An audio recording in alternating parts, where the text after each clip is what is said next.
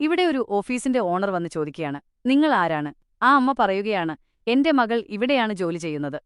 അവൻ ചോദിച്ചു, ആയിക്കോട്ടെ, ഞാൻ ഇങ്ങോട്ട് വിളിക്കണമോ? നിങ്ങൾ അകത്തേക്ക് കയറുന്നോ? അമ്മ പറഞ്ഞു, വേണ്ട മോനെ, ഞാൻ അകത്തേക്ക് പോയാൽ അവൾക്ക് നാണക്കേടാവും.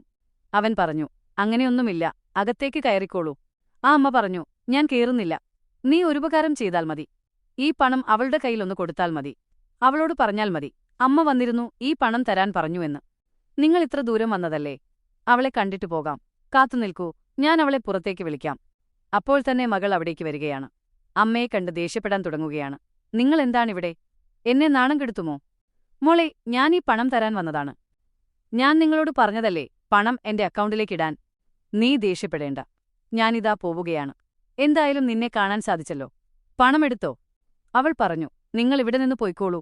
അവളോട് മാനേജർ ചോദിച്ചു, അമ്മയെ ഓഫീസിൽ കയറ്റിയാൽ നിനക്കെന്താണ് നഷ്ടപ്പെടാനുള്ളത്?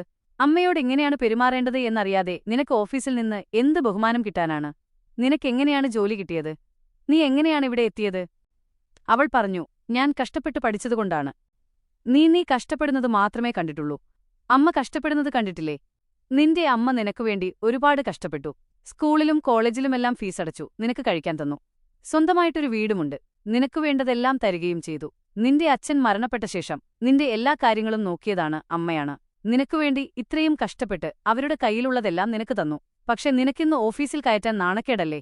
ഇപ്പോഴും നീ അമ്മയോട് പണം വാങ്ങിയ ശേഷമാണ് നാണക്കേടാണെന്ന് പറയുന്നത്. നിനക്ക് അമ്മയുടെ പണമാണ് വേണ്ടത്, അമ്മയെ വേണ്ട, അല്ലേ? നിനക്ക് നിന്റെ സ്വഭാവത്തെക്കുറിച്ചാണ് നാണക്കേട് വേണ്ടത്. അവൾ അമ്മയോട് ക്ഷമ ചോദിക്കാൻ വേണ്ടി പറയുകയാണ്, ഞാൻ നിങ്ങളോട് ഒരുപാട് ദേഷ്യപ്പെട്ടു. ഒരിക്കലും ഞാൻ നിങ്ങളെ കാണാൻ വന്നില്ല, ഫോൺ വിളിച്ചിട്ടുമില്ല.